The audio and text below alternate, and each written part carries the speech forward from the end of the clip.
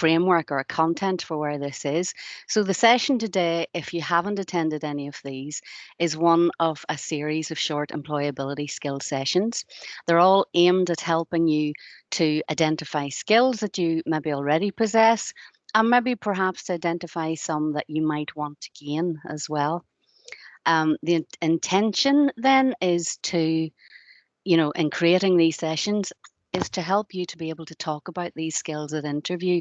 So they're not exactly here's a full-on session on teamwork, but it's around, giving you some of the terminology and getting you to think about your experience and how you can talk about these sort of skills at an interview then. So that's why we're calling it an employability skills session. So the idea is that I will give you a framework around the topic and you match that to your own skills and your own experience. And then at the end of the session, I'll give you some examples of the sort of questions that you might get asked at interview around this sort of topic. And obviously, I'm speculating on the sort of things that you might get asked. Use what you learned today to help you prepare answers to the questions. I always say keep your answers in one place, build on those. So, they're always there for you to continue to build on when you get new experience and new ideas for putting in there. So this particular topic of working in teams, of course, it's under one of the 12 skills under teamwork.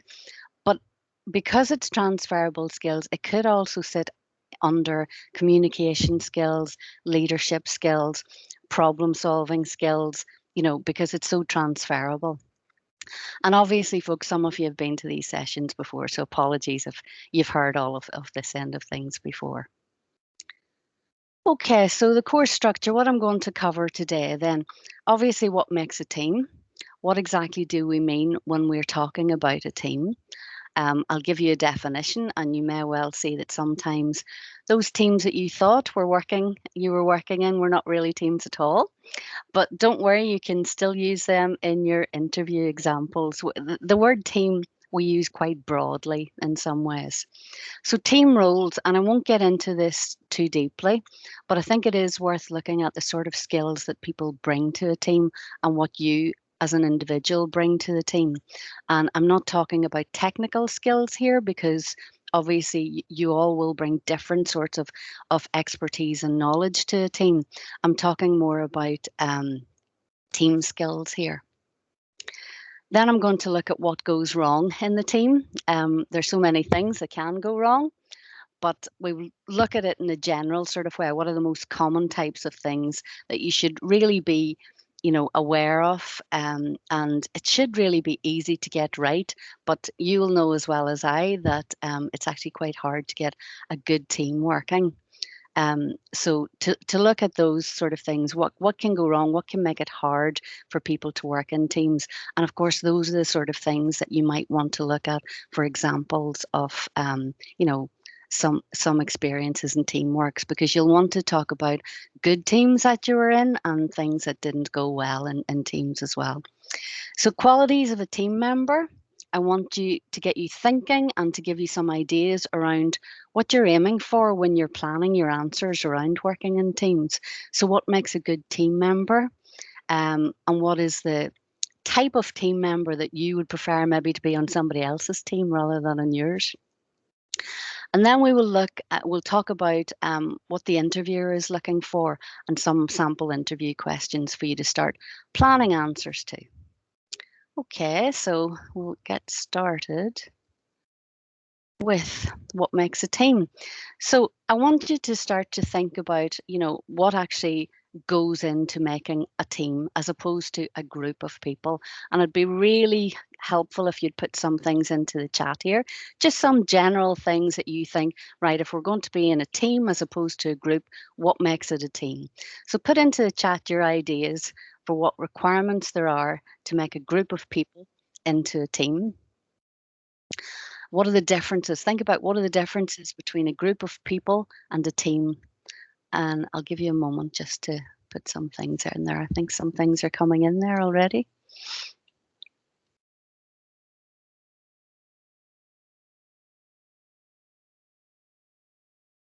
Okay, Emma, would you like to read out to me if there's anything in there? Yep. Oh, sorry. Can you not see the chat function? Well, I like to give you a job to do. Oh, thanks. Okay, so we have common goal, we have good communication, we have cooperation, shared values, we have collaborative. I was going to say different viewpoints only because Loki is not in that picture. I was like, where's Loki? So yes, some really good things coming through. Okay. I don't think Loki's an Avenger, but hey, I will argue that one. Here we go. okay. I knew when Emma was joining me today, we'd go down a different sort of route, but that's good. Okay, so some good answers there. I'll give you maybe I think I probably have a few others. So let's start first of all with why do we need teams? So individuals working together obviously can achieve more than one person who's acting alone. I mean that's the basis of why people are put into teams in the first place. So clearly, a group of people working together can achieve more than one person working alone, even if that's just because of sheer numbers. But a team can take advantage of all the different skills and experience that the individuals have between them. So when a group works, well together, when the team's working really well, the level of creativity is generally higher, and each individual is able to play to their own particular strengths as well. So, you don't just bring your expertise to the team, but you bring your individual strengths to it as well.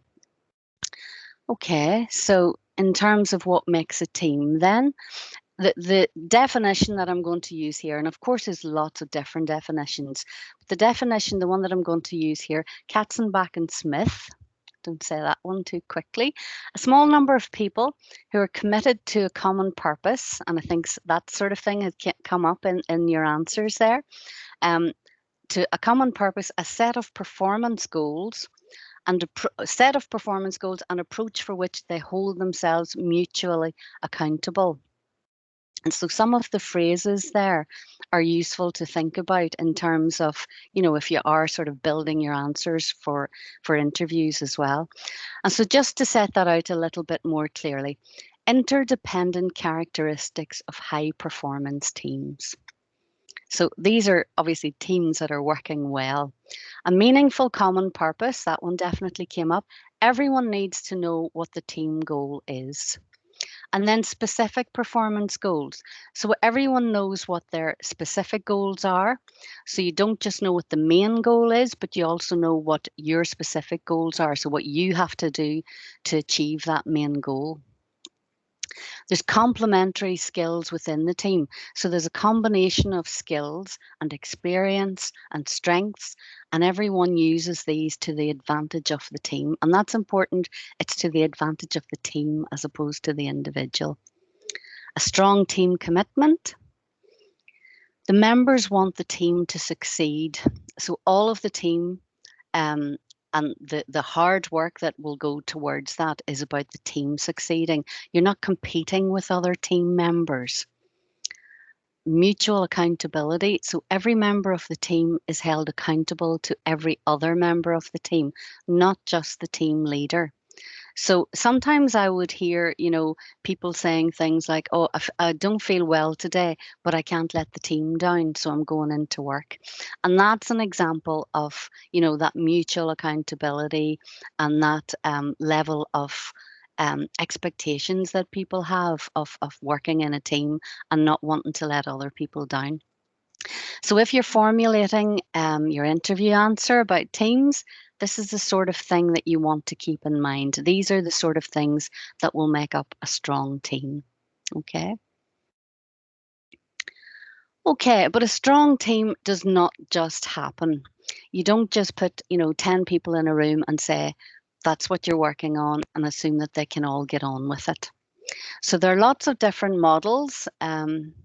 I'm sure any of you working in, for example, the management school, maybe psychology and that, will have seen some of these models before. Lots of different models and theories of how we form teams. And one of the most famous is Tuckman's stages of group formation. And it's probably the one that most people know. because of the memorable sort of phrasing that's used: forming, storming, norming, and performing. And I think Tuckman then later added adjourning to that. So I think the moral of the story is, if you're going to create a new model for anything, make sure you have nice rhyming words in there to make it memorable. But Tuckman basically describes the path that most teams follow when they're moving from a group of people to a high performing team.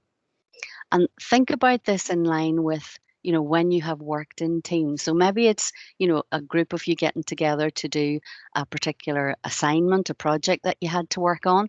It might be maybe something outside of your course where you have been in a club or society or something like that, where you've, become part of a team.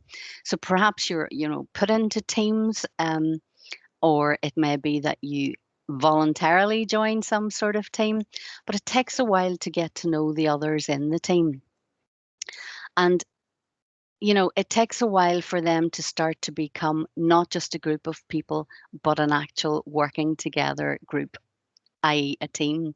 So to be able to learn what the other people's strengths are, to know who's going to be late with their bit of the project, for example, who will put in the extra work whenever it's needed, who shouldn't be left to do the presentation because that's maybe not their strength, who has all of the ideas but doesn't follow through with the work.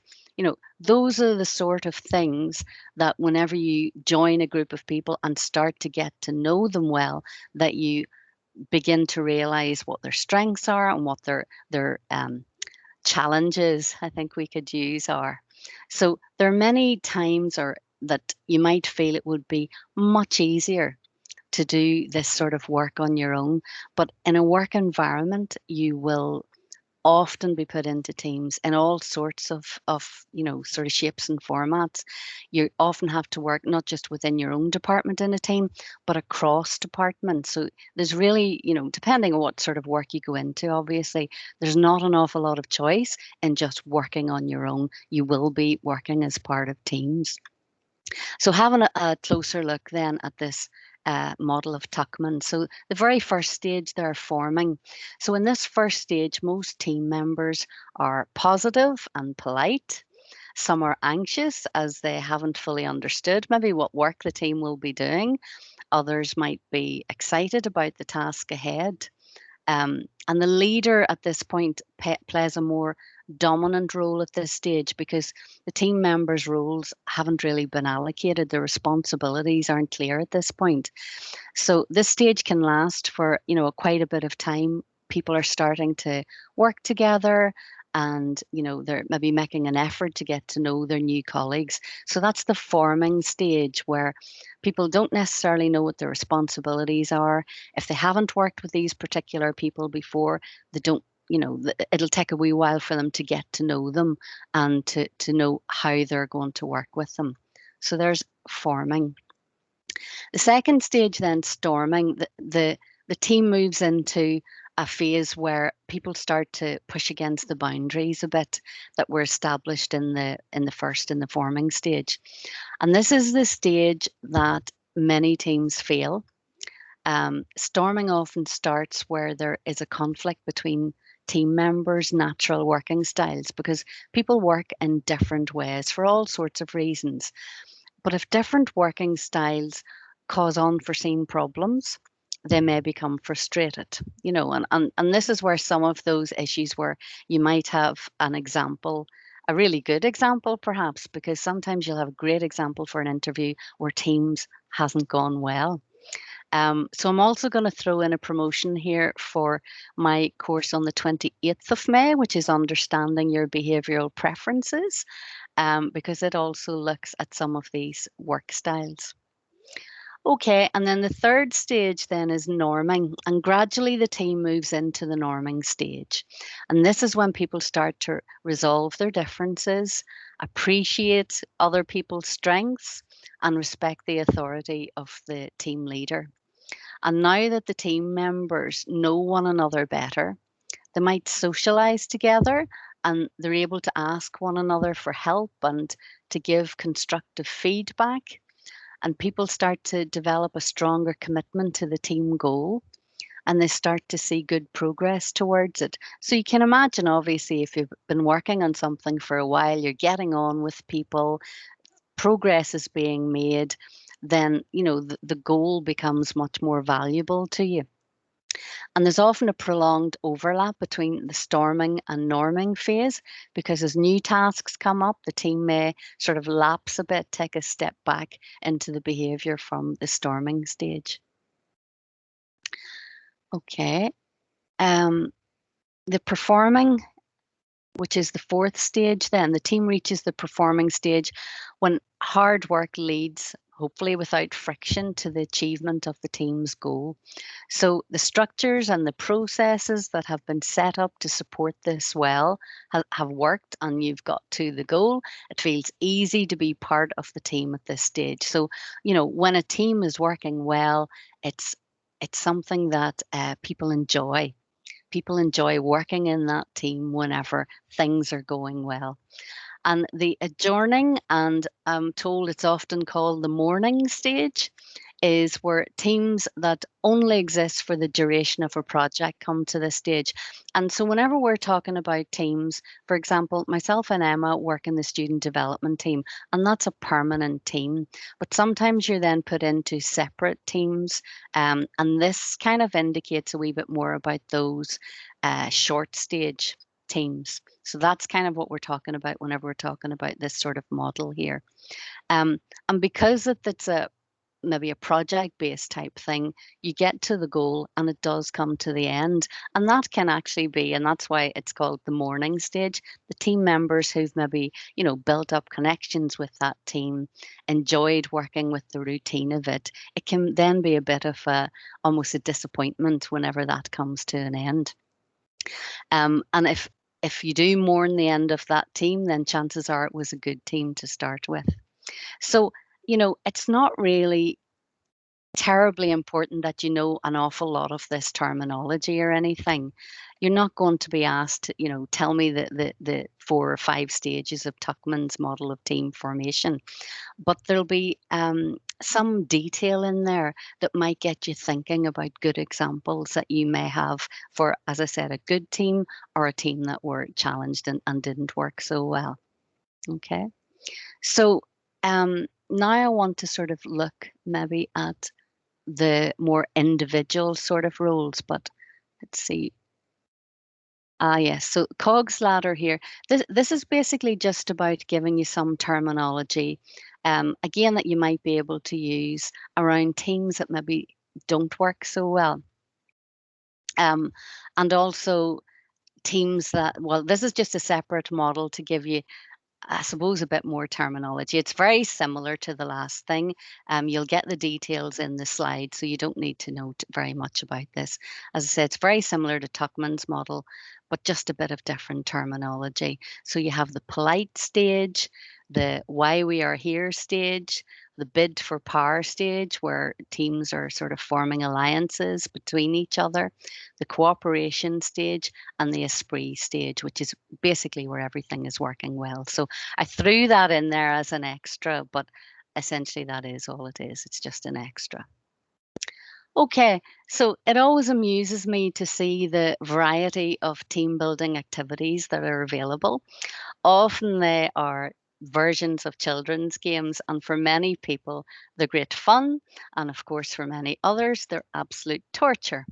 But I thought I would show you a few pictures of the sort of thing that you may end up doing at some stage in your career, or indeed maybe you've already done, perhaps as part of inductions or management development program or team development programs. And the reasons that they happen is because, just as I've explained, how hard it can be to form a team. So to build those bonds, to form trust, and indeed just to enjoy shared experiences. And as I go through these, I think of 4 pictures here, aren't you? Some of you will be glad that we're doing this online.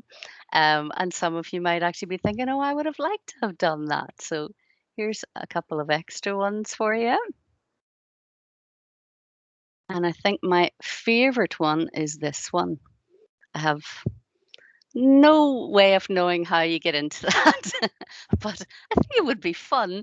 But as I say, some of you will be looking at that going, oh, yeah, I'd like to try that. And some of you will be very happy that we're doing this in a team session today. Okay, so let's have a look then at your role within the team. Now, I'm going to give you one of the models for this, but I don't want you to get too hung up on this. It's one of those things where you can pay to do the questionnaire to find out, which role you normally hold within a team. But I think it's much better for you to have a good think about how you normally behave in teams and to be able to talk about that, or at least the positive aspects of that, because you don't want to point out your challenges in teams unless you have to. So Meredith Belbin, and I hope you can read that there, but as I say, you will get it a copy of it anyway as a PDF. But Belbin came up with these 9 team rules. I think there used to actually just be 8, but then he came up with another one to make it 9. Now, if you were going to make up a team, you might be aware of people who are good at coming up with ideas, for example, or someone who's good at finding good resources, or putting together the paperwork, or keeping the peace among the group.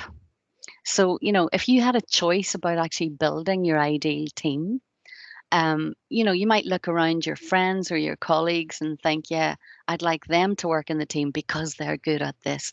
Often we think about their technical skills, what expertise they have, what knowledge they have about specific things. But this is more about their team skills. So things like, someone who is going to finish the paperwork, someone who's good at finding the resources, someone who's good at keeping the peace or helping to bring people along in the team, that kind of thing. But you generally can't create your team around this. Generally when teams are created, it's around their expertise, their knowledge, their background that you're doing that. And mostly teams are there, as I said, because of their technical skills, and not necessarily their personal attributes. But Belbin's model here is all about personal attributes.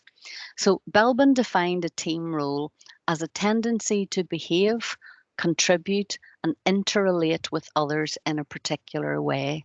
So, think about, well, how do you behave in a team? What do you contribute to the team? And how do you relate with people whenever you're in that team? So what you want to consider is what your personal attributes and how do you work with the personal attributes of other people. So it's not just you, but that you see the differences in other people and how you work with them. So I include Belbin's team rules here to give you an idea of the sort of the many attributes that are useful in teams, and to help you to think about how you normally behave in a team and what you can say that is valuable about that. So what are the sort of things that you bring to the team? And try to think of examples for it. Don't look at this list and go, oh yeah, I'm sure I would do that. Think of actual examples of how you behave in the team and then see if you can relate it to any of this. Not really the other way around, I would say. Okay, and this is just, a little bit more, I suppose, definition around it. So here, the 9 roles have been further split into people-oriented roles, thought-oriented roles, and action-oriented roles. And it might be easier to see yourself in that respect. So, would you tend to be more people, more thought, or more action-oriented? And again, don't feel that you have to put a label on yourself and say, that one is what I am, because we generally move between these roles. So, not necessarily always staying within a role. And that's partly too why I think that these questionnaires, I have a psychology background. I do rate a lot of these questionnaires, but I also think that it's useful just to look at what you pull from it yourself. How do you see yourself, and how do you see yourself as you interact in teams? So, where a team is very lacking in some of the roles, people automatically cover what needs to be done. So you're not sort of setting up a team of 9 people and saying, I want one of these, and one of these. Okay. You're looking at what has to be done, and people tend to sort of graduate into doing what needs to happen. So you learn to use lots of different skills. Okay, you move across what's needed. So don't feel that you have to limit yourself to one of these roles. Look at the attributes that you see yourself using and be able to talk about those. You might be a natural leader or someone who persuades others to work together. You might be an idea builder, a good organizer, or a safe pair of hands. Someone who ensures projects are completed on time. You might be very good at meeting the deadlines. What evidence, and that's the important thing for your interviews, what evidence can you talk about to say how you normally behave in a team? Okay, I want to just give you a chance to ask any questions here because it's quite a lot of information, and I know that it might be a little bit sort of awkward information. So if anybody has any questions and wants to put them into the chat, I'm happy to try and answer them. There's no questions at the minute, Róisín. I've been putting little links in when you mentioned your next session's coming up. Yeah. There are options to do like some of the free Belbin tests online. Okay. So you can go and look yourself if you want to do that, but we can't really recommend any particular ones. But you can look at what you think your own skill set would be. Okay, so if there's nothing else, I shall move on. Okay, so moving on then to getting the best from the team. So in order for a team to do well, they need to know, as you've said, what is expected of them. What are they expected to do? Exactly what the team goal is and what their individual performance goals are. And they need clarity around their own role. They need to know how they're doing. So there needs to be some sort of mechanism for feedback so that each team member knows how they're doing and each team member can contribute to that feedback. So it's not all just coming from, the project lead or the team leader, but that others in the team can also say, oh, Emma, you did a great job on this, or could you also do a wee bit of that? I need this. So everybody's contributing. And of course, the team should know what behaviors are appropriate in that particular team. And that might mean something called a team charter or a team agreement that sets out how this team behaves. And it would be agreed in the team, but it might have things like, and some of these are very obvious, but sometimes very needed as well. So it might have things like be respectful and courteous, discuss things, don't dictate things, focus on the facts and not on the person. It might have something like keep an open mind and maybe gain agreement. Okay, so that's just examples of the sort of things that might be in a team charter. It's the kind of things that whenever we would be sort of leading a training event, for example, maybe where we're working with a team that has problems, if you're going to try and get people to bond together, you need to get the team to agree to behave in a certain way. So these are the sort of things that we would, immediately look at. The team needs to be able to do what they're expected to do. And that might mean that they need the resources, they need the skills, the knowledge, and the time to do what they need to be able to do. And they need to be motivated to do it. So again, that might mean that they need to know why they're doing it in the first place, what the benefits are, both to the group and to the organization, and maybe to them as individuals. And of course, covering all of those aspects of teams is communication. So all of this will be in line with your communication skills.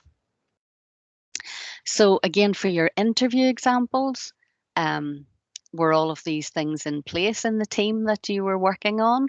Or was there problems because maybe some of these things were not in place? Did you have a hand in helping to put these things in place? Because that would be a great example of working in teams if you had something there that contributed to that.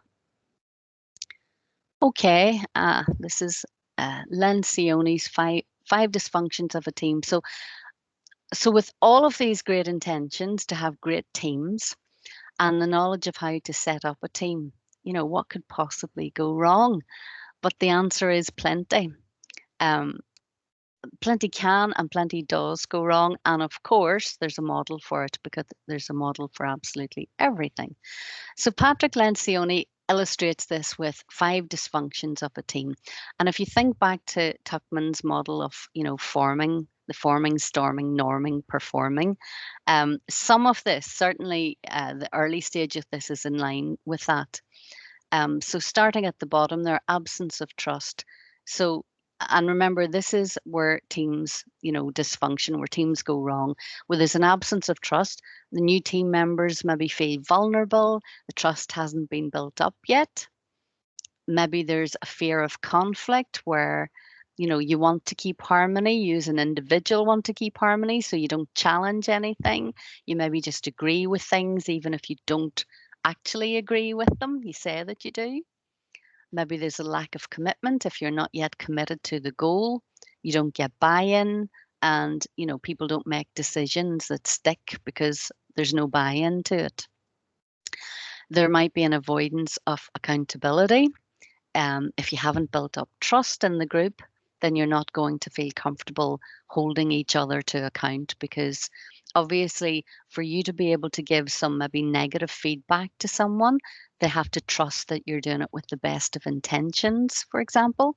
But if you give that same sort of negative feedback where there isn't a level of trust built up, then that can just lead to conflict. So, you're talking about being at a stage there where it's difficult for things to move forward if the group don't trust each other.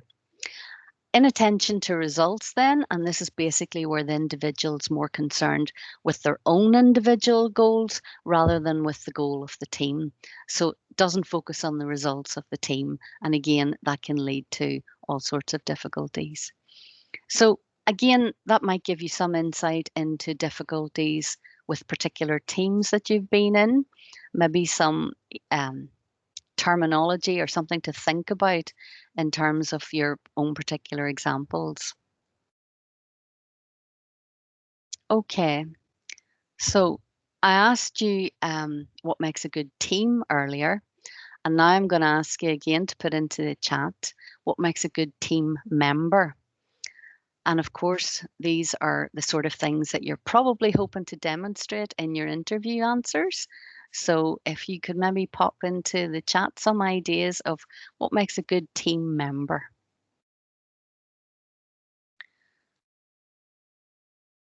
And while you're doing that, just to give you a chance to pop some things into the chat, I'll cover what you don't want in a team member. So this will probably also give you some ideas of what you do want.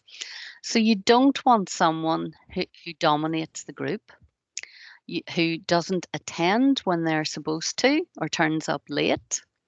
You don't want someone who creates a stressful environment, who doesn't contribute enough, who doesn't get involved enough, someone who refuses maybe to share credit with other team members, someone who's rude, who blames others, someone who's pessimistic and negative, and someone who lacks sensitivity, which again could make it hard to form those trust bonds. So that's quite a good list of things that you don't want in a team member. And obviously those are not the things that you're aiming for in your interview answers. So what have you got then that we would be aiming for? Emma, do you want to read out some there?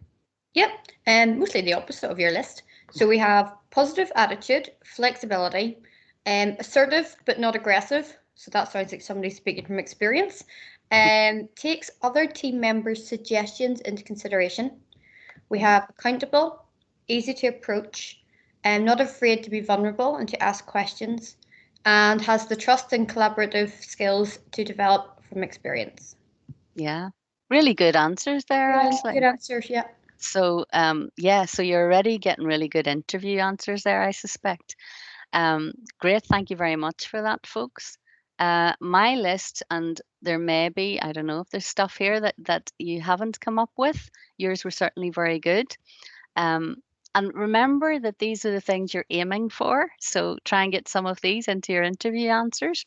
So communicates constructively, is reliable and trustworthy, listens actively, and look at those words in terms of how positive they are as well. So listens actively, participates, shares willingly, cooperates and pitches in, works flexibly, shows commitment, solves problems, is respectful, supportive, patient, tolerant, positive, honest, and straightforward. So again, and maybe there was extra things that you've already said there that could go in there as well. But those phrases are positive and active, and the sort of things that you might want to interweave into your interview answers. Okay, I'm going to move on then to the interview end of things, and I always remind you of the STAR technique. So, in terms of your interview preparation, and if you're planning, if you're at the point of planning for interviews, then do always have this in mind, because it's a really good way of getting the information both down on paper but also logically in your head, so that whenever you respond to questions, that you're laying it out for the interviewer in a nice, straightforward, logical manner. Okay.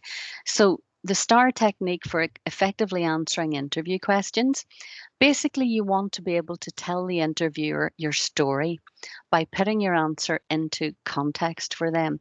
And, if you think about it, an interviewer has maybe interviewed 15, 20 people that day, asked the same question of each one, and is going to be hearing a lot of answers, and some people will just set out their answer in a way that isn't logical, isn't well set out for the interviewer. And that's all you're trying to do here, is to make sure that you're putting it into context and you're setting it out for them so that they can make good sense of it as well. So when you're formulating an answer for your interview, try and follow the STAR technique. It makes your answers clear, logical, and it means that you're getting across the main points that you need to. So start by listening to the question and think of the example that you're going to use. Obviously, this is in the interview, but whenever you're preparing for the interview, do exactly the same thing. So if you've prepared your answers or similar ones ahead of time, but even if you're thinking on your feet, frame your answers into situation, task, action, and result, and describe the event or the situation that you were in. So you're basically setting up the situation. Explain the task that you had to complete. What were the challenges? Describe the specific actions that you personally took to complete the task. And you can, especially in something like, teams, a question about teams or team development, you can say what you did as a team, but you should also say what you personally did. Because remember, the interviewer is interviewing you as an individual, not the team. And then finish with the results. So, what were the results of your actions? Were there benefits? Were there savings? What was the actual impact of it? Okay, so that's the STAR technique. And here's some examples then of questions. So, regardless of the role that you take in the team, in the interview, you need to show clearly what you contributed to the group success. As I said, use I, not we, when you're talking about the success of the team. Make it crystal clear what you contributed.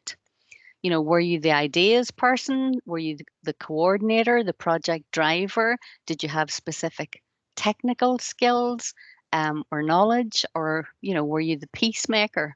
I've said some of those things. So a lot of the stuff that I've already talked about, you should be able to bring into some of these answers.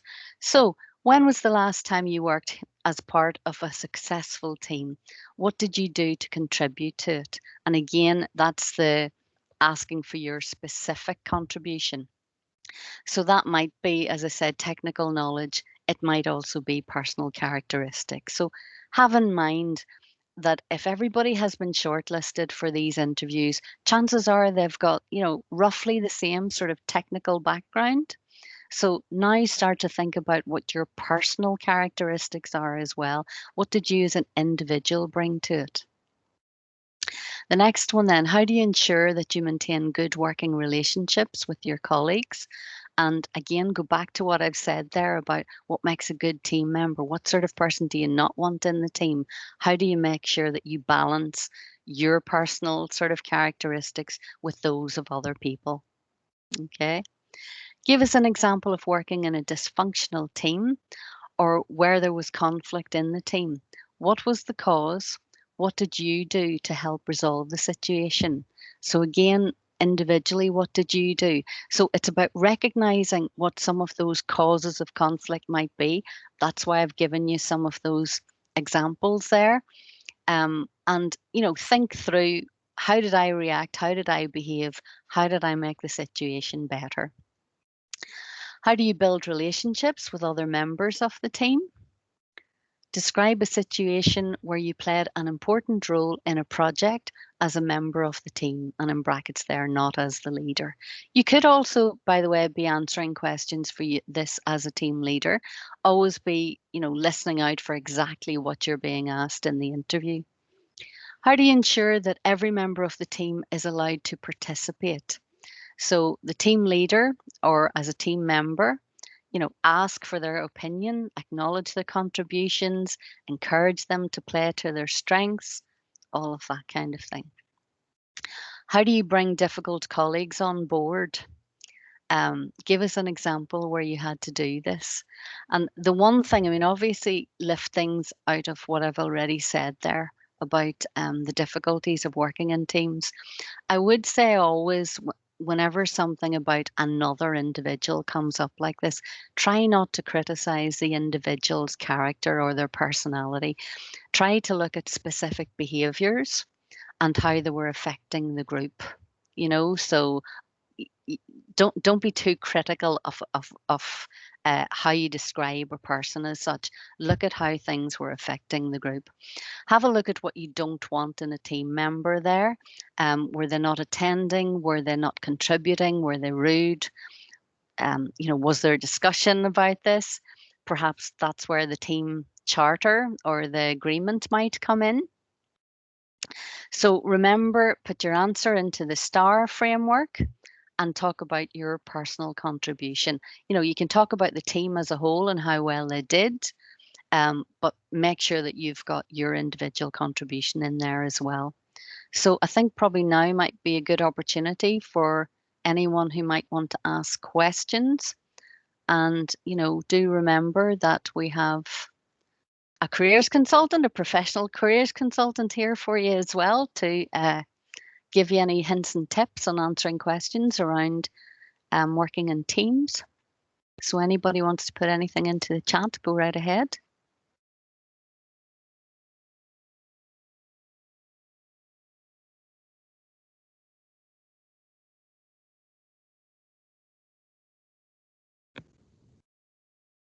I'm not saying anything at the moment, Róisín. What I would say is I was speaking to employers last week at a conference, and one of the questions that came up was, yes, work time a team worked well, but they want to know a time whenever a team didn't work quite so well, because they say it shows when a student can either solve problems, think on their feet, or push themselves out of their comfort zone. And I thought that was quite an interesting reason. So why are they asking me these questions? And it was about, yes, has the student done something different or tried something different? Because if they've never made a mistake, well, have they really pushed themselves? I thought that was quite an interesting take on it. So that came from an employer last week. And obviously as well, Emma, you and I know, the longer you've been working, we all know that there are times when teams don't work well together. So the expectation is that whenever you go out to work, you'll also have that experience as well. So how are you going to handle it? And that's what an employer will want to, that you'll have some knowledge of that, that your expectations aren't that everything runs perfectly smoothly. People have to actually put the effort in to make a team work well. What effort are you willing to put in? What experience have you of doing that? So yeah. This is a good time at university as well to think, if I have a gap in this area where I need to show evidence, it's no point saying, yes, I can work in a team. Well, can you prove it? So this is a good time to start and get experience. And when you are giving those answers, try and get numbers in there as well. Try and get some measure. So I worked as part of a team of 6 over a period of 3 weeks to achieve this. So it's easy for an employer when they're writing this down to write down those numbers, quantify your experience as well. Because Róisín and I have both worked in huge teams, but also like team of 3. Yeah. So it's a different skill set, it's a different stress level. We've done short-term projects, long-term projects. It's important the employer doesn't know that, so do quantify your experience as well. Yeah, absolutely. Okay, nothing coming into the chat then? No, you're doing a good job, you see. Okay, well, I'll hang on for another few minutes anyway, but just to give you a chance to see what the rest of the sessions are coming up over the next couple of weeks. We've got effective communication skills, and that'll be a coverall for everything. The behavioral preferences one, that's the one where I was kind of saying that you might get some information there about how you prefer to work in a team as well. If you're going to do that one, you'll need to fill in a questionnaire beforehand, but the details are in the information. Communicating assertively, active resilience, and influencing and negotiating skills. So, they're all coming up for you and available to you. And of course, as I'm doing them, I have to recommend them. And again, any questions if you have any questions.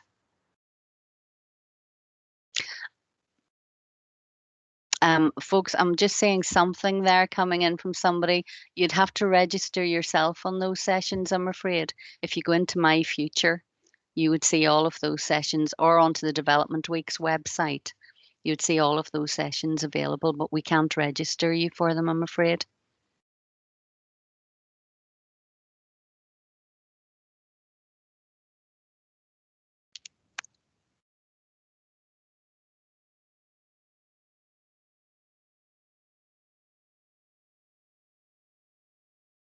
Okay, folks, any other questions?